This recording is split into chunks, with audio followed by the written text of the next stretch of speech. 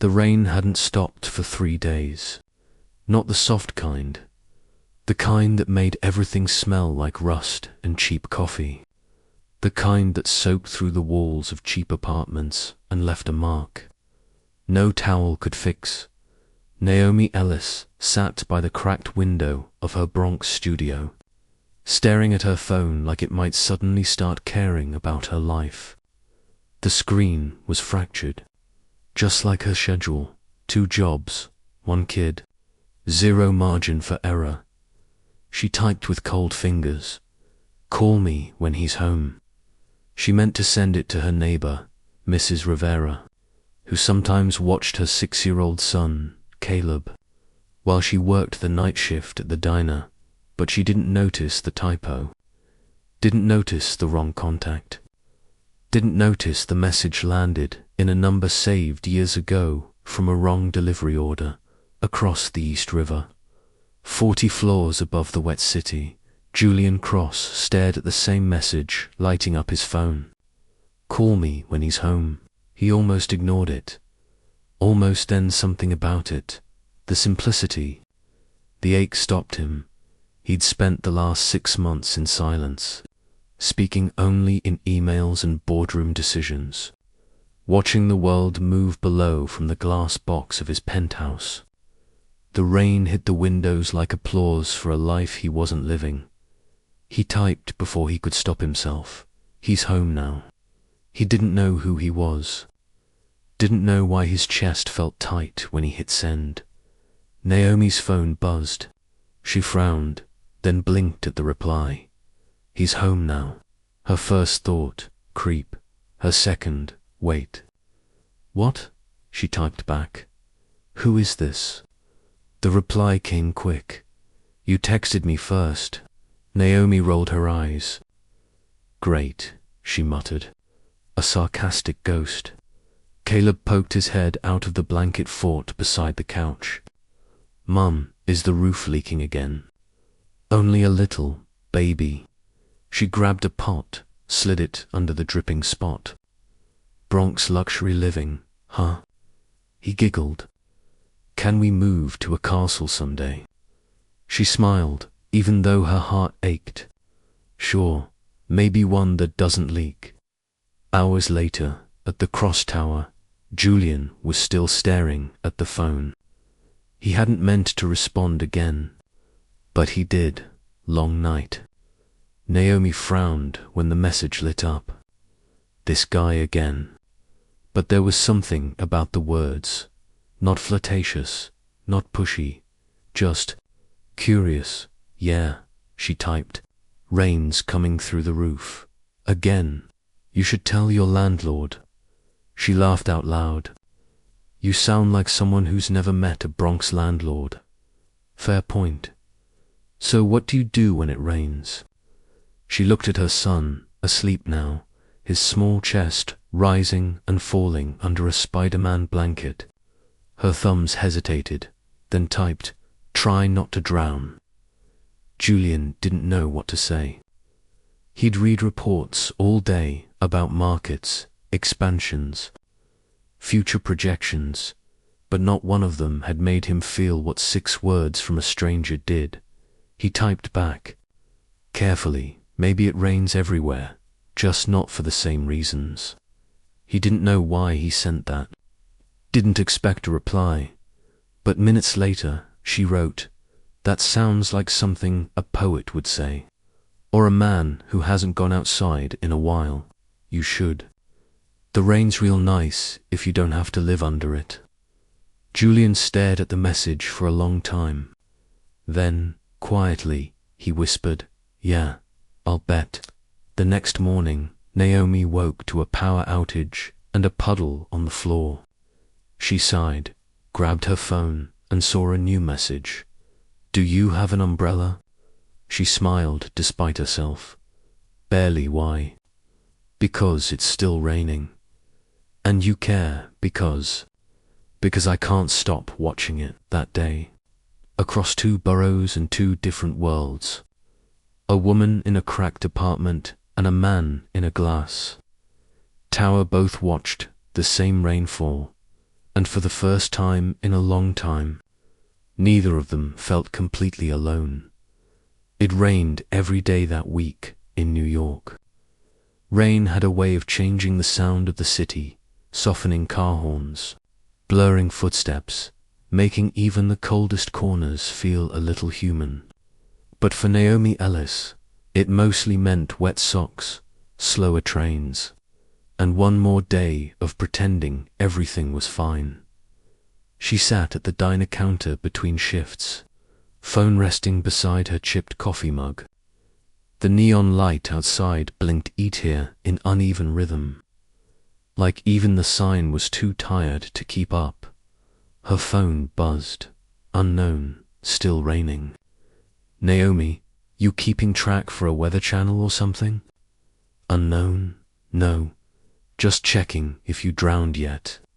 Naomi, still floating. You. Unknown, trying to remember what the sun looks like. She smiled, shaking her head. He was strange, not in the bad way, just in the kind that made silence feel less heavy. "Naomi, so what do you do, Mr. Sunshine?" Unknown, mostly emails, numbers, meetings, the kind of stuff that makes people sound important. "Naomi, but you don't sound important." Unknown, exactly. She laughed quietly to herself. The cook, Frank, looked up. "You texting a boyfriend?" "God, no. Could have fooled me. You've got that smile." She rolled her eyes. Must be the caffeine. Across the city, 40 floors up, Julian Cross leaned against the floor-to-ceiling window of his office, watching the rain crawl down the glass. Below him, Manhattan pulsed, yellow cabs, umbrellas, smoke from hot dog carts curling into the air. He hadn't laughed in months. But her messages somehow made him forget that. He typed, "You ever notice how everyone moves faster when it rains? Because no one likes being wet. Maybe people just don't like slowing down enough to feel it." She hesitated before replying. "I don't get to choose. The leaks in my ceiling don't wait for me to slow down." He read that twice. There was no self-pity, no plea. Just fact, the kind of truth that made him feel like a coward for ever complaining about anything. "You have a kid, don't you?" He wrote, "Yeah, Caleb, 6. He's lucky you don't know that. I can tell. You sound like someone who keeps promises even when it rains." She stared at the message for a long time, something warm flickering under her ribs. "That's a weird compliment. Only kind I know how to give." That night, Naomi got home after midnight. The apartment smelled faintly of mold and detergent. Caleb was asleep on the couch, cartoons still playing softly on the TV. She tucked him in, turned off the screen, then sat by the window. Outside, the city glowed like 1,000 tired hearts beating in unison. She typed, "You still awake?" He replied almost instantly, "Can't sleep." "Too quiet. You ever tried counting sheep?" "Tried counting stock options once. Didn't help," she chuckled. "So, you are some kind of office guy?" "Guilty. Must be nice. Roof that doesn't leak. It's quieter, sure. But I'd trade half of it for a reason to look forward to something." She stopped, rereading that line. That sounds like something a sad person would say. What if it's just a lonely one? Her thumb hovered above the keyboard, unsure how to answer. Finally, she typed, "Then maybe you should find someone to talk to." "I think I already did." Her breath caught. The cursor blinked on the screen like a heartbeat. She didn't reply that night. She just sat there, staring out at the rain that never seemed to stop, wondering what kind of man texted like that, and why it felt like he meant every word. The next morning, she found a message waiting. If you tell me your name, maybe I'll tell you why I stopped believing in happy endings. Naomi smiled despite herself. Names are dangerous. So is silence. She hesitated, then wrote Naomi. There was a long pause before the dots appeared again. Julian. She read the name 3 times, whispering it softly, as if testing how it felt on her tongue. Then she wrote, Nice to meet you, Julian. I hope it stops raining soon. Don't. The rain's the only thing we've got in common so far. She grinned, shaking her head. But deep down, she knew it wasn't just the rain anymore. Something had started falling between them two, and no one in New York could stop it. For the first time in weeks, the rain stopped. The city looked different without it, sharper, louder, meaner somehow. Without the veil of grey, everything felt too real. The traffic noise, the smell of pretzels from the street cart, the neon signs flickering against puddles that hadn't yet dried.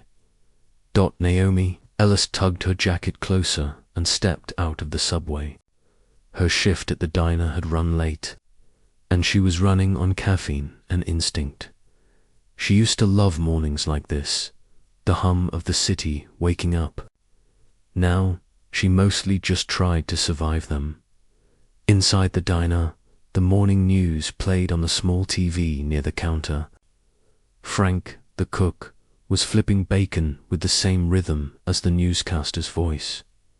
In other news, Crosstech Industries announced another record quarter, with CEO Julian Cross attending the charity gala tonight in Midtown. Naomi froze. The camera cut to a tall man in a black suit, stepping out of a car, surrounded by flashes and umbrellas. He was handsome in that unreachable way. Sharp jawline, dark hair, eyes that looked like they didn't know how to rest. She didn't hear the rest of the report. She just heard his voice, deep, calm, quiet, as he spoke to a reporter. Success doesn't mean much if you can't remember why you wanted it in the first place.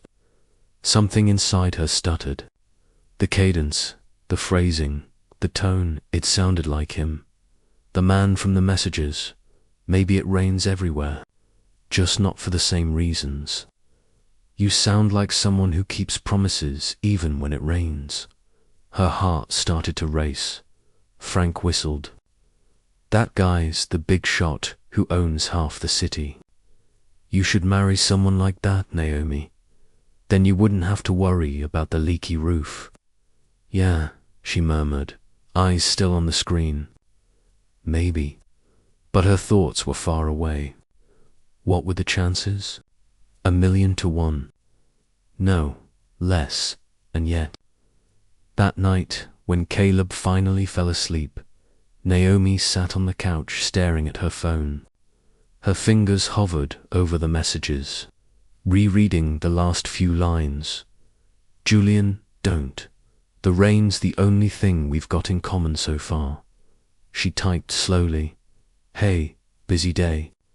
The reply came minutes later, always. But I'm glad you texted. She hesitated. Then, you ever Google yourself? Why would I do that? Just wondering if you're someone.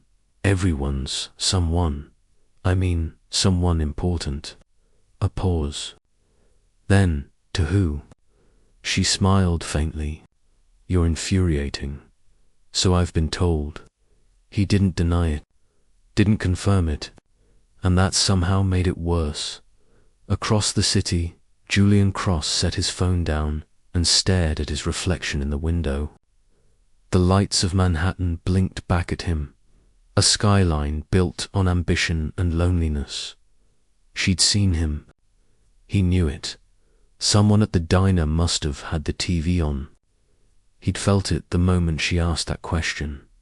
And still, he didn't tell her, because for the first time in years, someone spoke to him without expecting anything in return, and he wasn't ready to lose that. The next morning, Naomi woke to an envelope slipped under her door. No return address, just her name, written in careful, unfamiliar handwriting. Inside was a single note. "There are a million windows in this city, Naomi. If you ever look up, I hope you find mine." No signature, just a pressed white card inside, embossed with a small logo in silver. Crossdeck Industries. Her breath caught. She turned the card over. On the back, written in pen, were 4 words. "Don't be afraid, okay?" She sat there for a long time, the morning light spilling through the cracks in the blinds, her heart thudding in disbelief. He wasn't just someone, he was him. The man in the window. The envelope arrived 3 days later.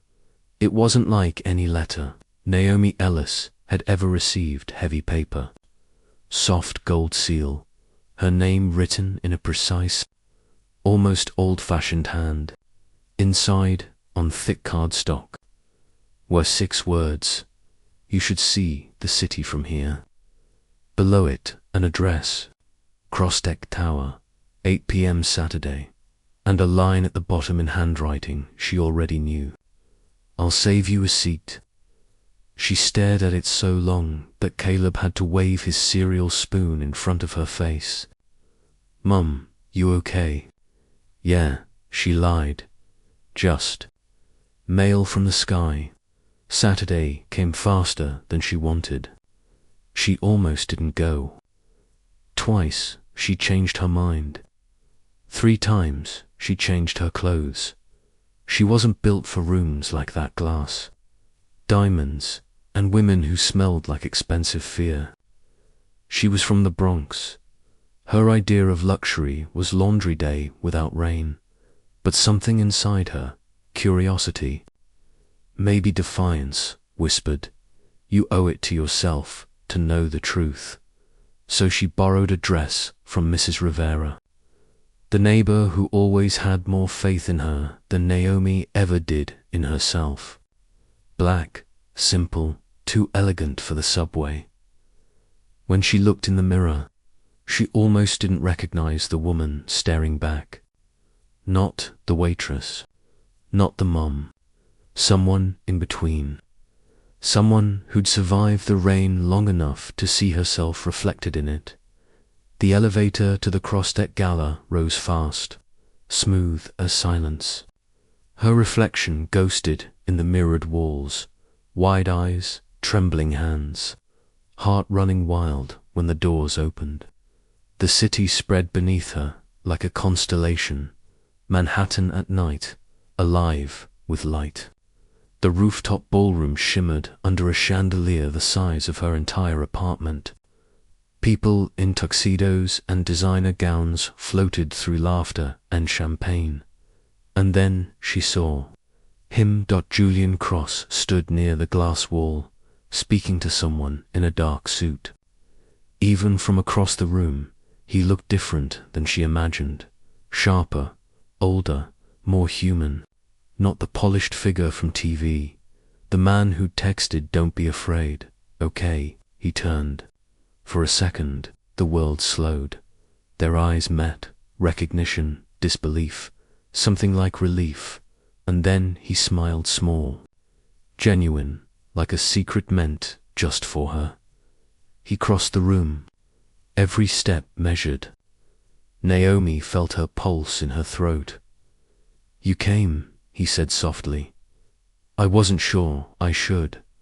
I wasn't sure you would." They stood there, unsure of what to do next.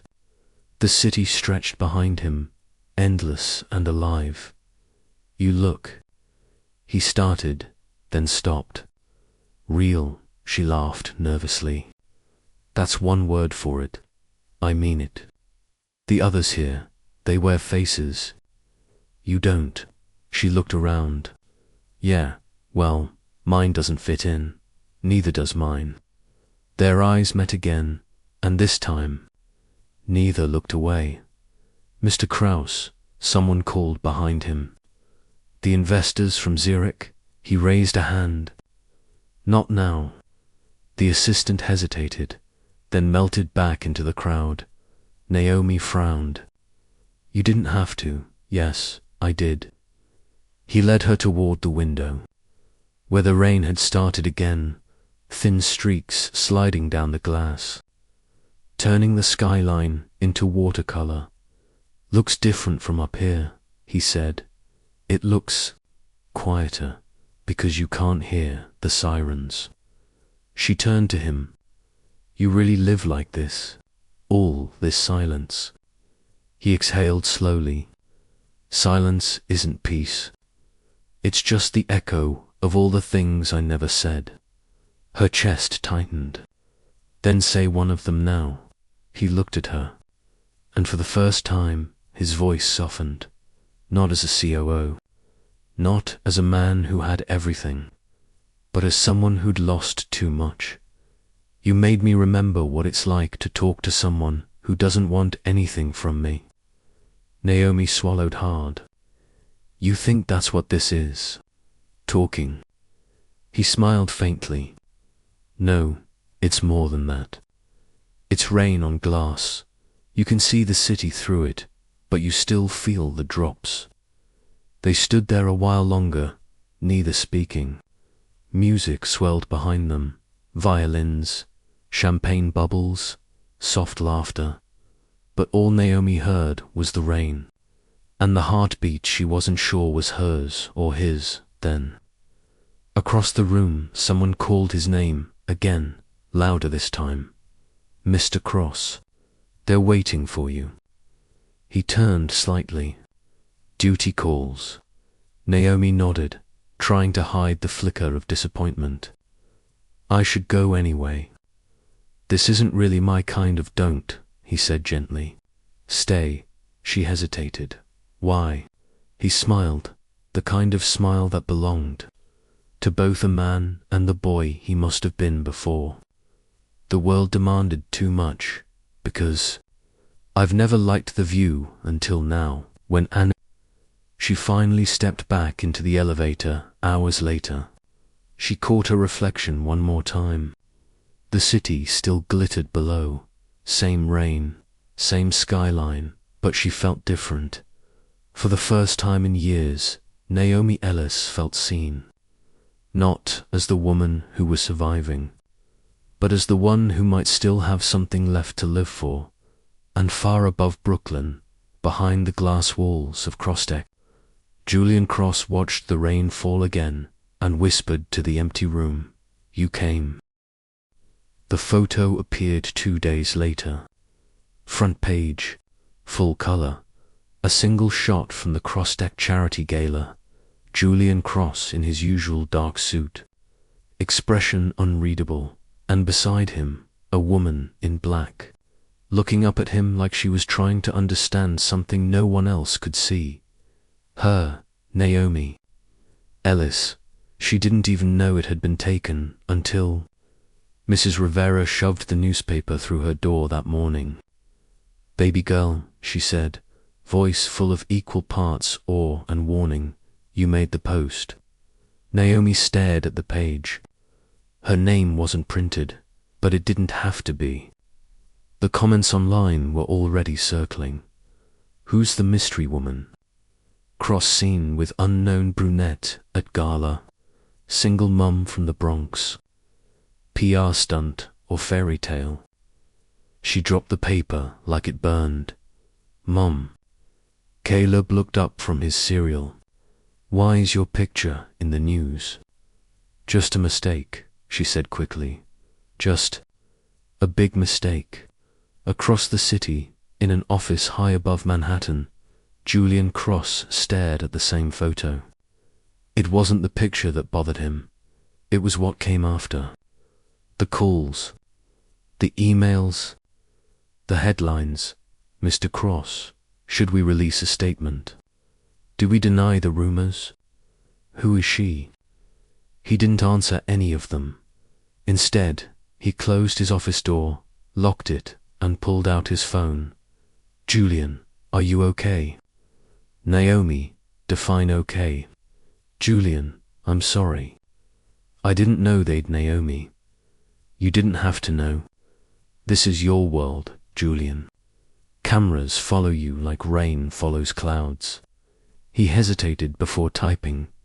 Julian, I'll fix it. Naomi, no, don't. Julian, they'll twist this. You'll get hate. Naomi, let them. I've been through worse. He stared at that last line for a long time. Of course she had. She'd weathered storms before he ever thought to check the sky. That evening, she got a call from the diner manager. Naomi, we need to talk. People have been calling, asking if it's true. True what? That you're seeing him? The cross-deck guy. I'm not seeing anyone. I just look. It's not about that. It's bad press for us. We're a family diner, not page 6. Maybe take a few days off, yeah. She hung up before he finished. The walls of her apartment felt smaller than usual. For years, she'd been invisible. Now, suddenly, she was too visible. Julian showed up at her door the next night. No warning. No entourage. Just him in a dark coat, holding 2 paper cups of coffee like peace offerings. Naomi opened the door halfway. You shouldn't be here, I know. Then why are you? Because I didn't want you thinking the only part of me you know is the one that ends up in headlines. She sighed, glancing at the coffee. You really think caffeine fixes bad press? He smiled faintly. It's a start. He followed her inside. The apartment was small, warm, cluttered with toys and books and laundry half folded on the couch. It smelled like cinnamon and rain, lived in, imperfect, real. Caleb peeked out from his blanket fort. Julian froze. Hey, bud. The boy squinted. You're the man from Mum's phone, aren't you? Naomi groaned. Caleb. Julian smiled. Guilty. Do you build robots? Caleb asked, dead serious. Julian blinked. Not personally, no. Oh. The kid frowned, disappointed. Mum said you work in tech. Naomi smothered a laugh. He means computers, sweetheart. Caleb shrugged. Same thing. Julian's smile softened. Maybe someday I'll show you. The boy beamed before disappearing back under the blanket. When he was gone, Naomi sank into the couch. Don't do that, she said quietly. Do what? Be nice. It makes it harder to stay mad at you. He looked at her for a long moment, then said softly, Maybe I don't want you to be mad at me. She sighed, rubbing her temples. You live in the clouds, Julian. I can't breathe up there. He leaned forward, elbows on his knees. Then I'll come down. Her eyes flicked up to his, searching, uncertain, afraid to believe. You wouldn't last 5 minutes down here. He smiled, not the CEO smile, but something raw. Then maybe I'll stay just long enough to prove you wrong. For the first time, there was no rain between them, only the sound of city life drifting through the cracked window. But somehow, it felt like the same thing. A noise that could drown you if you weren't careful, or wash you clean if you were, and neither of them realized it yet. But this was the beginning of the real storm. Crosstech. Tower looked different when you weren't staring at it from a sidewalk. Naomi had seen the building 1,000 times, silver glass rising above the skyline, like a promise meant for someone else. Now she was walking through its revolving doors, heart pounding, clutching a visitor badge that read, N. Ellis, Temporary Assistant Human Resources. Julian had called it a small favor. She called it the scariest elevator ride of her life. The lobby gleamed with marble floors, and white light. Everyone moved fast. High heels, suits, phone calls, confidence so thick it felt rehearsed. Naomi tried to breathe like she belonged there, but the sound of her worn sneakers against the tile betrayed her. The receptionist smiled too brightly. First day? Something like that. Mr. Cross's department. Naomi froze. Iuchio. Just temporary. The woman's expression flickered. Not judgment. Recognition. Right, you're. Her, Naomi forced a smile. Guess so. By the time she reached the 34th floor, she wanted to disappear. Julian was waiting in his office, sleeves rolled up, tie loose, the skyline behind him glowing in morning light. He smiled when she stepped in. You came. I said I would, she said. Doesn't mean I know what I'm doing. Good. Most people here don't either. He handed her a folder. I thought you might help HR process some community grant paperwork. It's nothing fancy. Nothing fancy, she repeated, staring at the glass walls, the view, the coffee machine worth more than her rent. Right? Naomi, she turned to him. Why me, Julian? There are 1,000 people in this city who could do this better. He hesitated. Because you tell the truth, even when you don't mean to. She shook her head. You don't need honesty up here. You need armor. He smiled faintly. Then maybe I'm tired of armor. Days passed. Naomi learned quickly the language of emails, the rhythm of offices, the politics whispered behind designer coffee cups.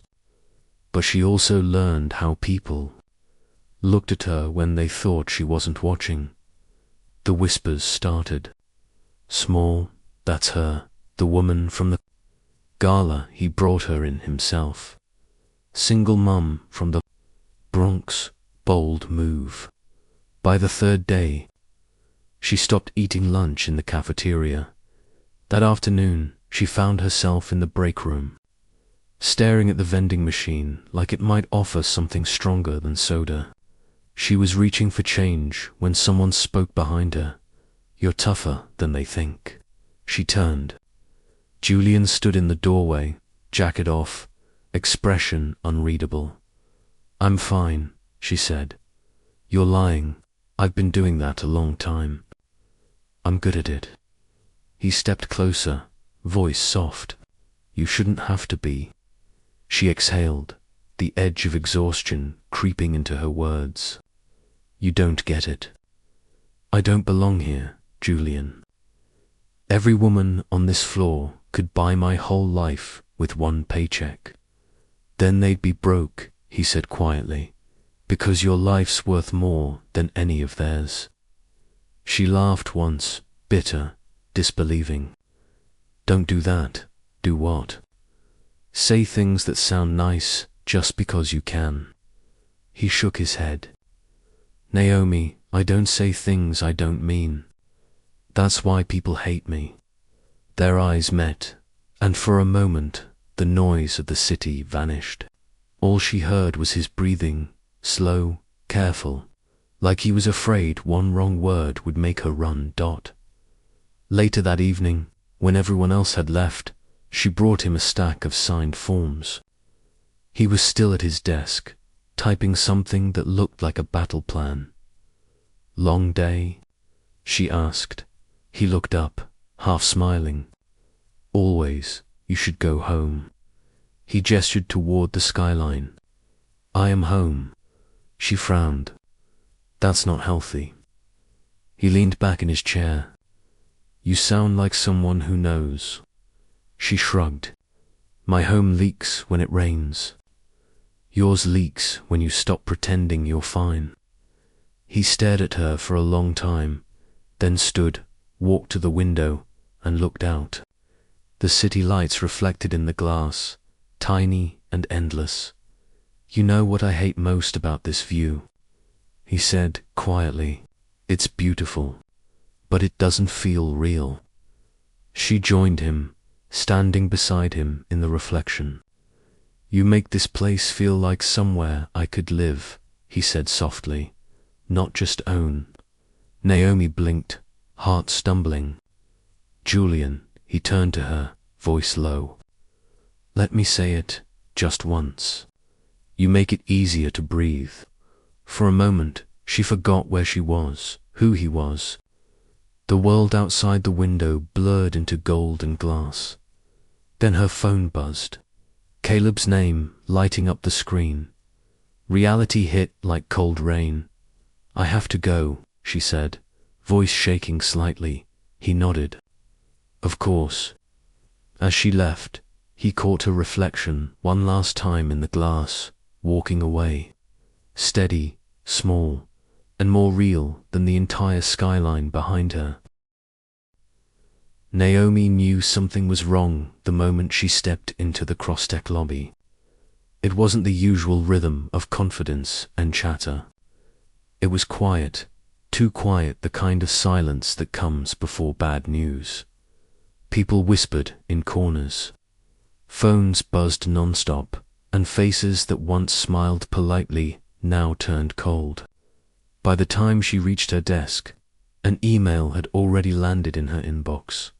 Subject, urgent, Crosstech financial inquiry from internal audit. Her stomach dropped in his glass office. Julian stood by the window, his phone pressed against his ear. The skyline looked smaller today. He looked like he hadn't slept. Naomi hesitated before knocking. He didn't turn. You read it? Yes, then you know. She stepped inside. What exactly am I supposed to know? That the board's panicking? That a subcontractor inflated numbers? That the press will tear this place apart by morning? Can it be fixed? He finally turned, eyes tired, tie loose. The man she'd met under chandeliers, replaced by someone almost unrecognizable. Everything can be fixed, he said, just not everyone. She placed a folder on his desk, the grunt papers she'd been working on. These are clean. We double-checked them yesterday. He nodded absently. You did good work. Julian, he cut her off. Naomi, I don't want you dragged into this. Go home, take Caleb, lay low. She frowned. You think I'm scared of bad press? I think you've had enough storms for one lifetime. She crossed her arms. You don't get to protect me like that. He sighed, rubbing his temples. I don't know how not to. For the rest of the day, she watched the empire tremble. Executives ran in and out of meetings. Lawyers camped in hallways. Someone whispered that the SEC was involved. Someone else said Julian might resign by 5 o'clock. Naomi couldn't take it anymore. She walked into his office without knocking this time. He was still at his desk, tie undone, staring at a single piece of paper. You're not eating, she said softly. Not hungry, you're shaking. He looked up, and for the first time, the mask was gone. I built something I thought could stand forever, he said quietly. Turns out forever has quarterly reports. Naomi walked closer, hesitated, then reached for his hand. It was cold, trembling, human. Julian, you're not your company. He gave a hollow laugh. Try telling that to the world, to the investors, to myself. She held his hand tighter. You told me once I made this place feel like somewhere you could live. So live, Julian. Stop surviving. He looked at her, eyes searching hers, as if trying to remember how to breathe. When she left that night, the lobby was nearly empty. Rain started again, soft at first, then steady, tapping against the glass walls like a heartbeat. She stood outside, looking up. From the street, Crosstech Tower looked impossibly tall, glowing against the dark clouds. She almost turned to leave. Then, somewhere near the top floor, a light flicked on. His office. She watched it for a long time, her reflection blending with the rain-streaked glass. For reasons she couldn't explain, she whispered, "Don't fall apart now." And in that same moment, high above the city, Julian stood by the same window, whispering almost the same thing. "Please don't leave yet." The headline hit like a storm. Crossdeck, under federal investigation. CEO Julian Cross, named in inquiry. Naomi read it 3 times before she believed it. Then came the calls, reporters, co-workers, strangers. By noon, someone had taken a photo of her outside her apartment. Mystery woman linked to Cross scandal. The words felt like knives. She wasn't the mystery. She wasn't the woman. She was just someone trying to make rent and raise a child, but no one cared about that. By evening, the diner manager texted, "Naomi, don't come in tomorrow. Maybe take the week off. Things are crazy." She didn't reply. There was nothing left to say. Caleb sensed it too. He was quiet that night, building a tower of Legos taller than his juice box.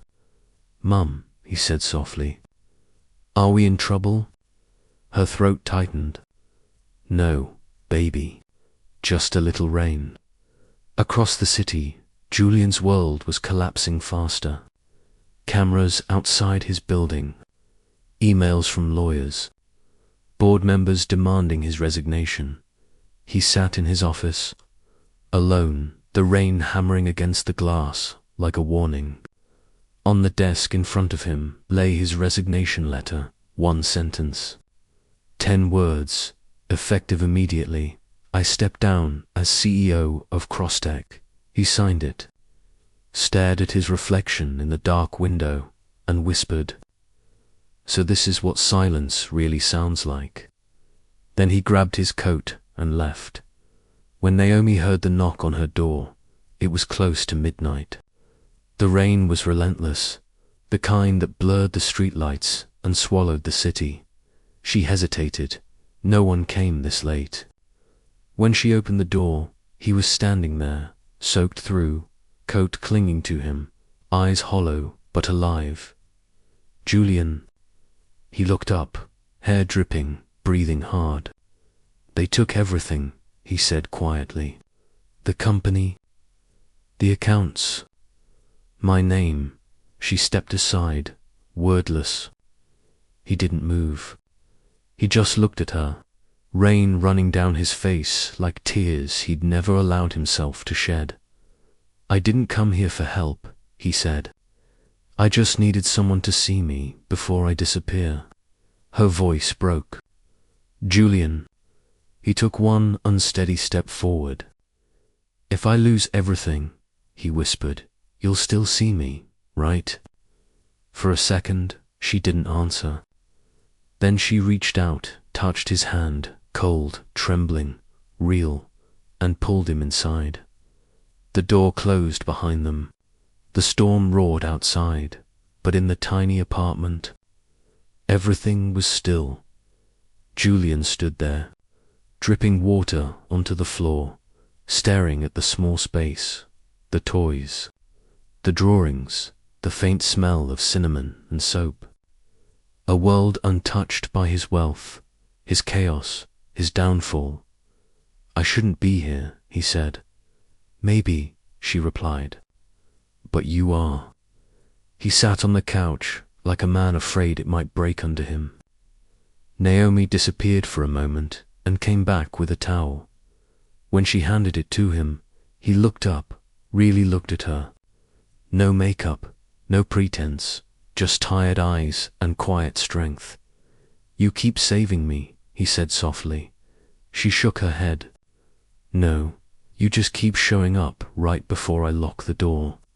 That made him laugh, low, broken, honest. It was the first sound of warmth in the whole night. Outside, thunder cracked. Caleb stirred in his sleep, mumbling something about monsters. Naomi glanced toward the bedroom door. "Stay," she said. "You shouldn't go back out there." He nodded, eyes glistening in the dim light. The silence between them stretched, heavy but not empty, the kind that hums with things no one dares say. Finally, she whispered, "You can stay on the couch." He smiled faintly.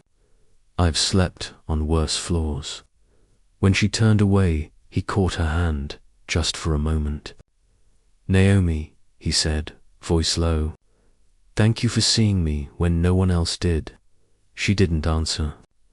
She didn't need to. She just squeezed his hand back once, before letting go. That night, the rain didn't stop. It beat against the windows until the whole city sounded like the ocean, and in the small apartment in Brooklyn, a fallen billionaire slept on a couch that creaked with every breath, while a single mother lay awake in the next room, staring at the ceiling, wondering when she'd started caring this much, and whether it was too late to stop. When Julian woke up, the world felt too quiet. For a long moment, he didn't remember where he was. The ceiling above him was cracked, yellowed from years of leaks. The couch smelled faintly of detergent and cinnamon. And somewhere nearby, a child was humming off-key. Then it hit him, not like a memory, but like gravity. He was in Naomi's apartment, and Cross-deck was gone. The hum grew louder. He sat up slowly, running a hand through his hair in the kitchen. Caleb stood on a chair, pouring cereal with intense concentration, half into the bowl, half onto the table. Naomi was beside him, wearing an oversized sweater, her hair tied up messily. She turned when she heard him. "You're awake?" He blinked. "I think so." "Good. There's coffee?" "It's not what you're used to, but it works." He hesitated at the doorway. "Can I help?" "You can start by not spilling milk like my son." Caleb looked up, grinning. "He doesn't know how yet." Naomi laughed softly. "That makes two of you." Julian sat down, the chair creaking under his weight. The table was small, chipped at the edges, covered in cartoons and crayon marks. It was, somehow, the most human place he'd ever been. Caleb slid him a spoon. "You eat cereal, right?" "Sometimes. What do rich people eat for breakfast?" Julian thought for a moment. "Mostly meetings." The boy frowned. "That's weird." Naomi nearly spit out her coffee. For the first time in weeks, Julian smiled without meaning to. It wasn't the polished grin of photo shoots or boardrooms. Just something quiet. "Real Dot, after breakfast." Naomi grabbed her jacket. "I've got a shift at the diner," she said. "I'll be gone a few hours. You'll be okay here?" He nodded. "I'll survive." She raised an eyebrow. "You sure?" "This neighborhood doesn't take American Express. I'll manage." "Caleb," she said, kneeling beside her son, "behave, okay? Mr. Cross is our guest." The boy nodded solemnly. "I'll show him my robots." Julian smirked. "Deal." When she left, the apartment felt smaller but warmer. Caleb dumped a box of broken toy cars on the floor. "These don't work," he said. "Mom says they're tired." Julian crouched down. Maybe they just need someone to fix them. "You can fix things." He hesitated. "I used to think I could fix everything." Caleb looked impressed. "Then fix this one."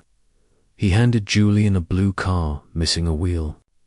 Julian turned it over, scanning the plastic, his fingers remembering the precision of machines, the control he once had.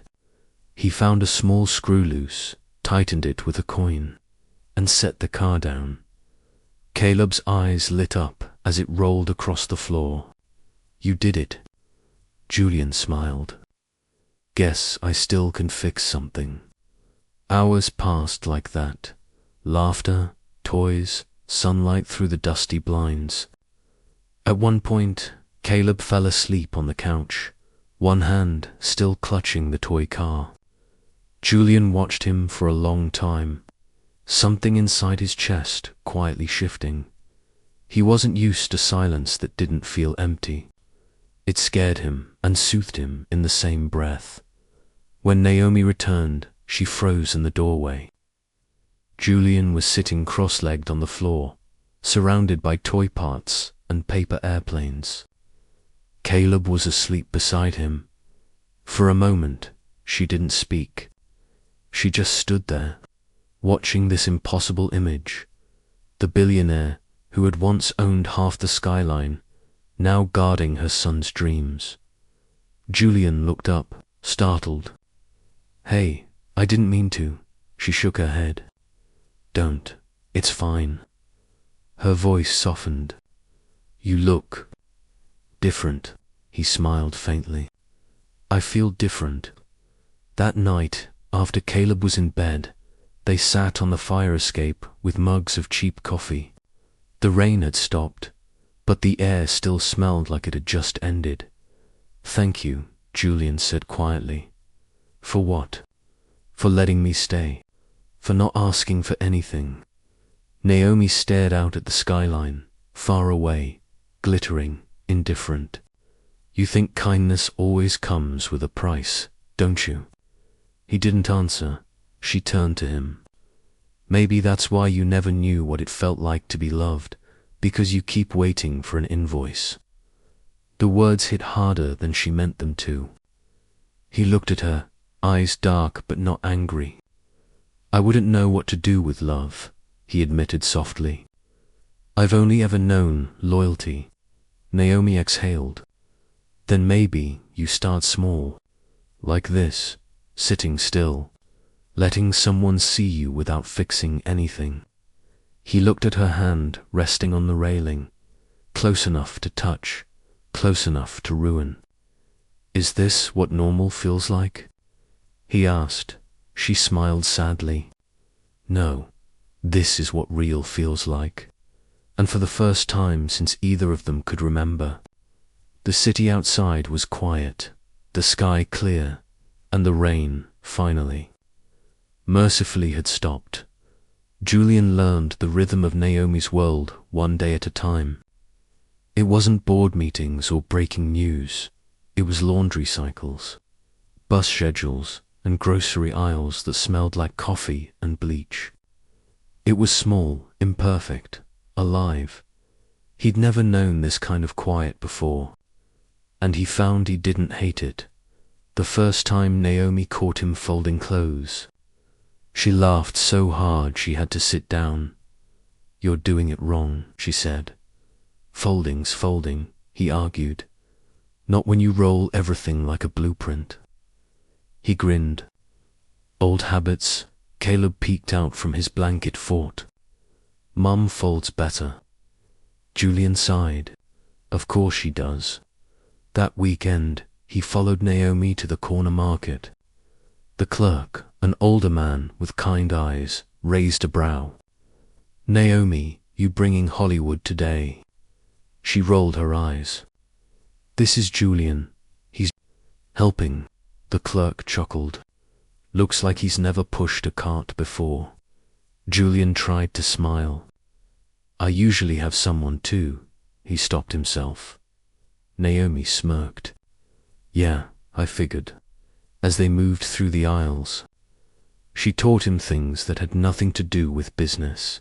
How to check fruit by touch. How to find the cheapest brand without it tasting like cardboard. How to say hello to the same cashier every Saturday because that's how people remember you exist. Julian listened. Truly listened. The CEO part of him, the part that calculated value and profit margins, was quiet for once. And when she wasn't looking, he found himself watching her. noticing how she bit her lip while comparing prices, how she smiled at strangers, how she carried the kind of grace that didn't need chandeliers. That night, they walked home through the park. Caleb ran ahead, chasing pigeons that weren't afraid of him. Naomi glanced sideways. "You okay?" "You've been quiet," Julian nodded. "I was just thinking about how different life looks from the ground." She smiled faintly. "You mean without a driver?" "I mean without glass between you and everything else." They stopped at a crosswalk. The city glowed, taxis, laughter, neon, a saxophone somewhere in the distance. Julian turned to her. "I used to think success meant being untouchable," he said. "Now I think it's being able to touch something real." Naomi looked at him, eyes soft. "And what's real to you now?" He hesitated. "You, Caleb, this." Her breath caught. "Don't say that unless you mean it." "I do." The light turned green. Neither of them moved. A week later, an envelope came. Crisp, official, expensive. Naomi found it on the kitchen table, addressed to Julian Cross. He'd already opened it. "From the board?" she asked quietly. He nodded. "They want me back. Not as CEO, not yet. As consultant. To rebuild what's left." Her throat tightened. "That's good, right?" "I don't know." He ran a hand through his hair. "Part of me wants to fix what I broke. The other part doesn't want to lose what I found." Naomi looked down. "You don't have to choose." He gave a small, sad smile. "That's the problem. I think I do." That night, they sat in the dim light of the kitchen, neither speaking. Caleb was asleep, the city humming softly outside. Naomi finally said, "If you go back, you'll forget what this feels like." He shook his head. "No, I'll just remember that I had something worth coming home to." Her eyes met his. "Home," Julian's voice dropped to a whisper. "If I come back, I want to come home to you." Naomi froze. There were 100 things she could have said, reasons, fears, warnings, but none came out. Instead, she just looked at him, and for the first time, he didn't look like a man rebuilding his empire. He looked like someone building a life. The next morning, the sun broke through the clouds for the first time in weeks. Naomi stood by the window, watching light spill across the city. Behind her, Julian packed a small bag, just enough for a few days. When he turned to her, she managed a shaky smile. "Go fix your world," she said. "Just don't forget mine exists." He stepped closer, brushed a loose strand of hair from her face. "I won't forget," he whispered. "You're the only thing that ever made it real." And when the door closed behind him, the apartment felt too quiet again, not empty, just waiting. The city never waited for anyone, not even for a man who once owned half of it. When Julian stepped back into the cross-deck building, the marble floors gleamed exactly as before. Same glass walls, same scent of coffee and ambition, same people pretending they hadn't just watched him fall. He thought it would feel like coming home. It didn't. Mr. Cross, the new CEO, a polished, forgettable man in a navy suit, greeted him with a firm handshake. "Glad to have you back in some capacity." Julian smiled thinly. In some capacity, right. He spent the day walking through offices that used to move at his command. People nodded, polite but wary, as if approaching a ghost that might still remember their names. He didn't stay long. He didn't belong here anymore. When he got back to his hotel that night, he opened his phone. There was a message waiting from Naomi. Naomi, Caleb lost a tooth today. He said it means we're rich now. Julian, tell him he's half right. Naomi, how's the sky? Julian, too high. He stared at the screen for a long time before typing again. Julian, Brooklyn still feels more like home than any tower. The 3 little dots blinked, then vanished. No reply. Naomi didn't know what to say. The truth was, she missed him. But she'd spent too long learning how not to depend on anyone to unlearn it overnight. That evening, after putting Caleb to bed, she found herself staring at the empty couch, the one where he'd slept. Laughed, fixed broken toys. She whispered, "Don't make me believe in forever if you're not staying for breakfast." Days turned into a week. Julian buried himself in work, rebuilding numbers, smoothing reputations, rebalancing chaos. He told himself it was temporary, but each morning he awoke before sunrise, looking out at the skyline, half expecting to see a flicker of light from Brooklyn, the one window that had made him feel seen. On Friday night, he was invited to another gala, a return to form, the invitation said. He stood by the glass again, tuxedo sharp, drink in hand. Someone whispered, "He's back." Someone else said, "He's still got it." He smiled at all the right moments. But when he looked out at the rain beginning to fall, all he could think was how quiet it used to sound against her window. Meanwhile, Naomi sat by that same window in her small apartment, the city lights reflecting in her coffee. Caleb slept beside her, a stuffed toy clutched tight.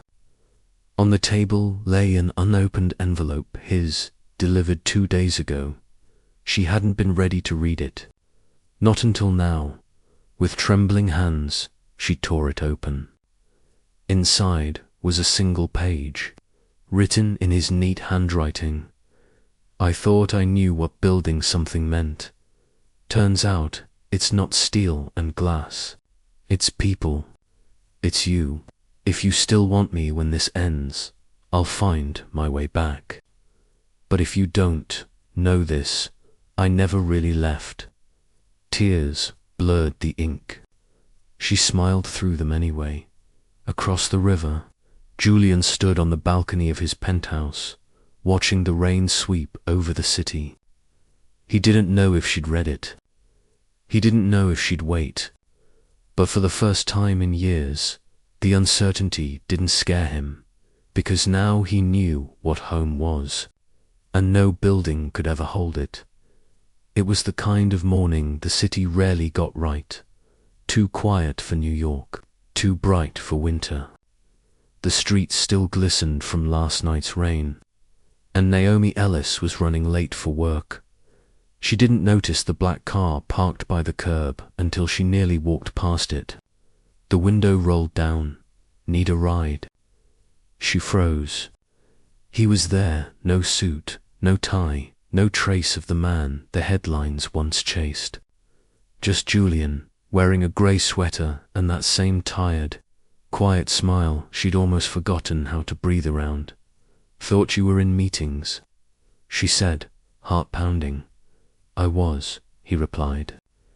"Then I realized I didn't want to be anywhere you weren't."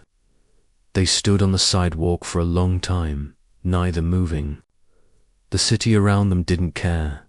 Taxis honked, people passed, life went on.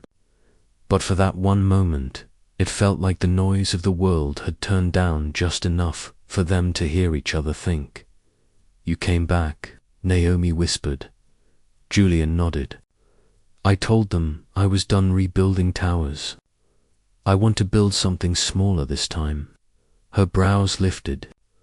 "Like what?" He smiled softly. "A life." She wanted to be angry, to remind him of the chaos, the headlines, the broken pieces he'd left behind. But the truth was, she wasn't angry.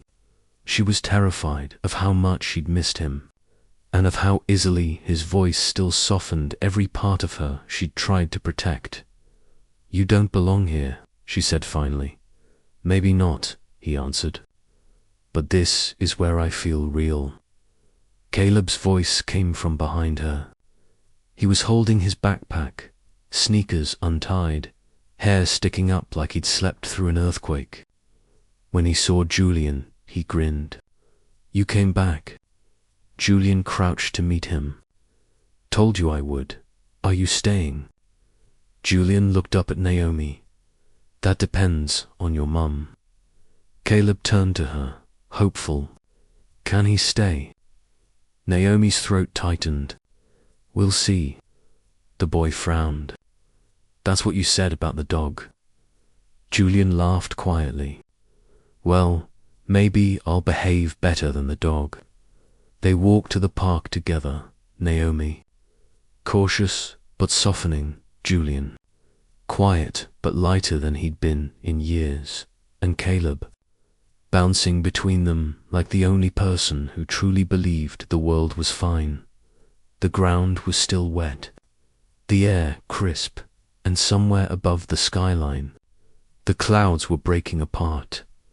"Remember when I told you rain was just the sky cleaning itself?"